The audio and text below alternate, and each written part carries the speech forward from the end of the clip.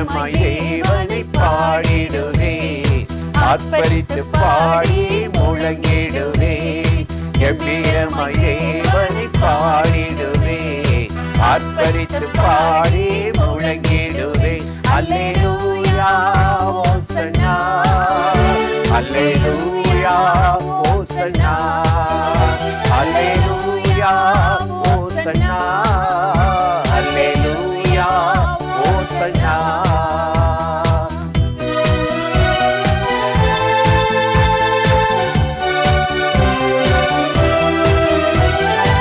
எருசலேமே நீ பயப்படாதே, சீயோனை தளராதே. உன் தேவன் உன்னை பார்த்து மகிழ்ந்து துள்ளுகிறார். எருசலேமே நீ பயப்படாதே, சீயோனை தளராதே. உன் தேவன் உன்னை பார்த்து மகிழ்ந்து துள்ளுகிறார். அல்லேலூயா ஓசன்னா, அல்லேலூயா ஓசன்னா, அல்லேலூயா ஓசன்னா, அல்லேலூயா ஓசன்னா.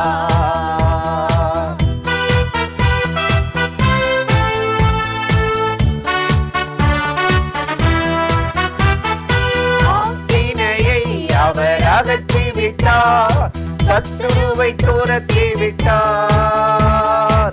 ஆண்டவர் உன் நடுவில் உள்ளார், இனி தீங்கை காண மாட்டார். தீனையை அவர் அகற்றி விட்டார், சத்துருவை துரத்தி விட்டார். ஆண்டவர் உன் நடுவில் உள்ளார், இனி தீங்கை காண மாட்டார். அல்லேலூயா ஓசன்னா, அல்லேலூயா ஓசன்னா, அல்லேலூயா ஓசன்னா, அல்லேலூயா ஓசன்னா.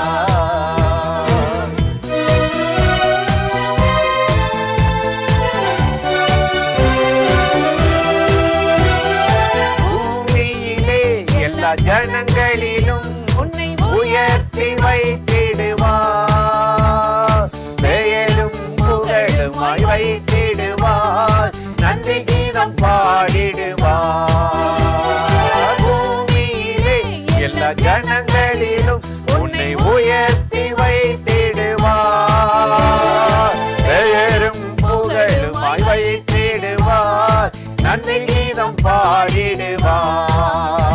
அல்லேலூயா ஓசன்னா, அல்லேலூயா ஓசன்னா, அல்லேலூயா ஓசன்னா, அல்லேலூயா ஓசன்னா.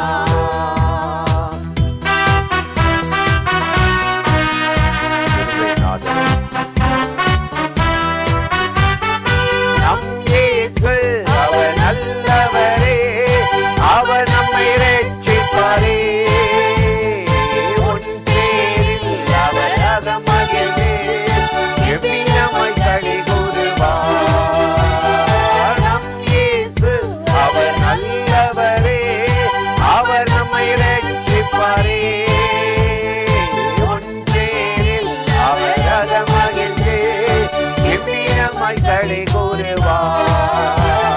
அல்லேலூயா ஓசன்னா, அல்லேலூயா ஓசன்னா, அல்லேலூயா ஓசன்னா, அல்லேலூயா ஓசன்னா.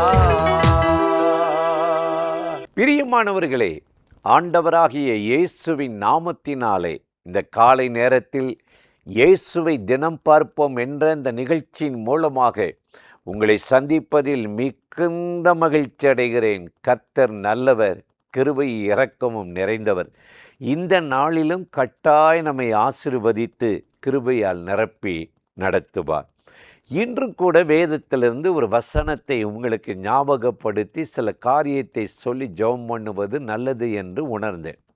ஏசாயா 43:1 சொல்லுகிறது, இஸ்ரவேலே பயப்படாதே, நான் உன்னை மீட்டு கொண்டேன், நீ என்னுடையவன் என்று ஆண்டவர் சொல்லுகிறார். நம்ம ஆண்டவர் யார் என்றால் நம்மை மீட்டு கொள்ளுகிறவர். நம்மை அறியாமல் சில சமயம் அவருடைய கையை விட்டு நழுவிடுவோம். நம்ம மீனை பாருங்களேன், உயிரோடு இருக்கும்போது நம்ம கையில் இருந்தால் நழுவ பார்க்கும். அதே பொழுது அந்த உலகத்தில் வாழும்போது சில காரியத்தில் நம்முடைய வாழ்க்கை தவறான பழக்கத்தில் அவர் கையிலேருந்து நழுவி எங்கேயாவது போய் விழுந்துடுறோம், அடிமையாயிடுறோம். சாத்தான் அதை ஒரு சந்தர்ப்பமாக எடுத்து நம்மளை அப்படியே தேவனை விட்டு பிரிக்க பார்க்குறான். அப்போ இயேசு இந்த பூமிக்கு இறங்கி வந்து சொன்னார், நான் உன்னை மீட்டு கொண்டேன் என்று சொன்னார். சில நாட்களுக்கு முன்பு எங்களுடைய செம்பட்டி வானத்தின் வாசல் எழுப்புது சென்டரில் ஒரு போர்டு வச்சுருந்தாங்க. பஸ்ஸில் இறங்கி யார் வந்தாலும் அதை எடுத்துடணும். திடீரென்று எங்களுக்கெல்லாம் தெரியப்படுத்தாமல் அந்த ரோடு விரிவுபடுத்தும் போது அந்த அந்த போர்டை அப்படியே எடுத்துட்டாங்க. தட்டி ஜேசிபி வச்சு பிடுங்கி எரிஞ்சிட்டாங்க. 2 நாள் கழித்து தான் எங்களுக்கு தெரிந்தது. நாங்கள் கேட்டால் பக்கத்தில் ஒரு கடைக்காரர்கள் அதை தூக்கி வைத்திருந்தார்கள். அவங்க சொன்னாங்க, உங்கள் போர்டு தான், நீங்கள் தான் ஓண்டுனீங்க, நாங்கள் பார்த்தோம். ஆனால் அவங்க பிடுங்கி கீழே போட்ட போது 2 நாள் நாங்கள் பாதுகாத்தோம். உங்கள் பொருள் தான், நாங்கள் சும்மா கொடுக்க மாட்டோம், 2 நாள் பாதுகாத்திருக்கிறோம், பணம் வேணுன்ட்டாங்க. என்ன வேணாலும் செய்யிட்டாங்க.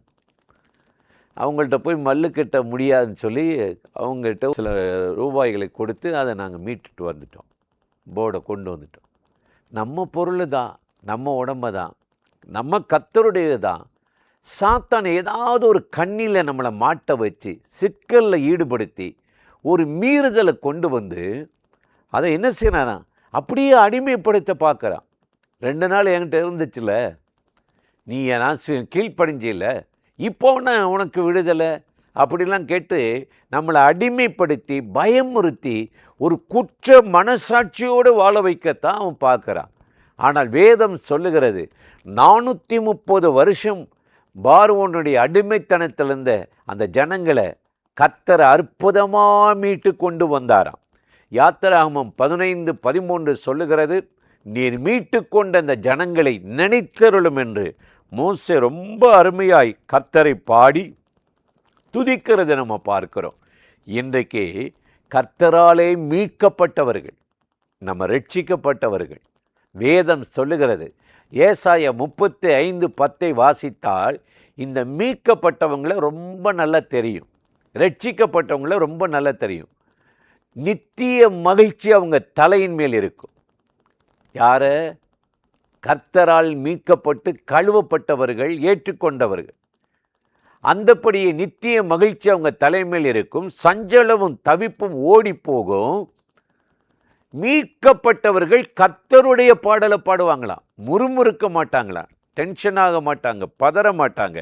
எனக்கு அருமையான சகோதர சகோதரிகளே, அதனால தான் ஆண்டவர் சொல்றாரு, நான் உன்னை மீட்டு கொண்டேன், நீ என்னுடையவன் சொல்றாரு.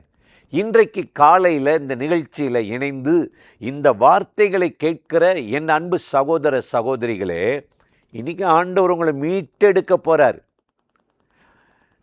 கலாத்தியர் 3:13 வாசித்தீங்கன்னா, இயேசு எப்படி மீட்டாராம்? மரத்திலே தூக்கப்பட்ட எவனும் சபிக்கப்பட்டவன் என்ற வார்த்தையின்படி கிறிஸ்து நமக்காக சாபமாகி நியாயப்பிரமாணத்தின் சாபத்திலிருந்து மீட்டாராம். சாபம் சாதாரணமானது இல்லை. நம்மளை பற்றி நம்ம யாருக்காவது தீமை செஞ்சால் அவங்க சபிச்சு கொட்டிடுறாங்க. நீ எப்படி வாழ்ந்துடுறேன்னு பார்க்குறோம். நம்ம முன்னோர்கள் எப்படி வாழ்ந்தாங்கன்னு தெரியாது, உடைமைகளை எப்படி சேர்த்தாங்கன்னு தெரியாது, பொருளெல்லாம் எப்படி வாங்கினாங்கன்னு தெரியாது, வேலை செஞ்சு நேர்மையாக இருந்தாங்களான்னு தெரியாது. 1000 தலைமுறையை விசாரிக்கிற தேவன்.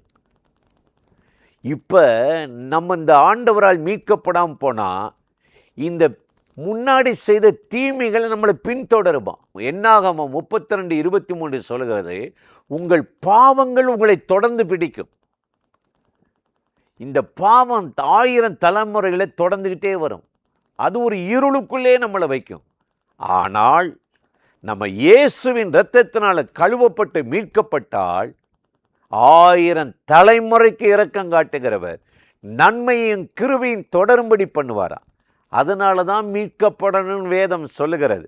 74ஆம் சங்கீதம் 2வது வசனத்தில் வாசித்தால், நீ மீட்டு கொண்ட உம்முடைய சுதந்திரமாகிய சபையை நினைத்தருளும். கர்த்தர் நம்மளை மீட்டு அவருக்கு சுதந்திரமாகவும் ஒரு சபையாகவும் அவரை நோக்கி மன்றாடி ஜெபிக்கிறவர்களாகவும் அவருக்கு முன்னாடி நிலைநிறுத்தத்தான் இயேசு கிறிஸ்து இந்த பூமிக்கு இறங்கி வந்து சொன்னார், இப்பொழுதும் இஸ்ரவேலை பயப்படாதே, நான் உன்னை மீட்டு கொண்டேன் என்று சொன்னவர் இந்த நாளில் உங்களை மீட்டு இந்த நாளில் எல்லா விதமான போராட்டத்துக்கும் தீங்குக்கும் விலக்கி உங்களை அற்புதமாய் நடத்தப் போகிறார். அந்த தேவாதி தேவனை நோக்கி ஜெபிப்போமா? அன்பும் இரக்கமும் கிருபையும் நிறைந்த நல்ல ஆண்டவரே, இந்த ஆசீர்வதிக்கப்பட்ட நாளுக்காக, நேரத்துக்காக, இரக்கங்களுக்காக நன்றி. இப்பொழுதும் நீர் மீட்டு கொண்ட உம்முடைய ஜனங்களை நினைத்தருளும். இந்த நாளிலே உம்முடைய பிள்ளைகளை அவர்கள் செய்கிற வேலைகளிலே ஆசீர்வதிக்கும்படி கெஞ்சுகிறோம். அவரே நம்மை நியாய பிரமாணத்தின் சாபத்திலிருந்து மீட்டு கொண்டார் என்ற வார்த்தையின்படி எந்த வேதனையோ குழப்பங்களோ பதட்டங்களோ வராதபடி இந்த நாளில் சமாதானம் நதியைப் போல இறங்கட்டும், நன்மையும் கிருபையும் தொடரட்டும். உம்முடைய பிள்ளைகளை மனமகிழ்ச்சியோடு பின்பற்ற உதவி செய்தருளும். இயேசுவின் நாமத்தில் வேண்டிக் கொள்ளுகிறோம் எங்கள் உயிருள்ள நல்ல பிதாவே. ஆமேன், ஆமேன், ஆமேன்.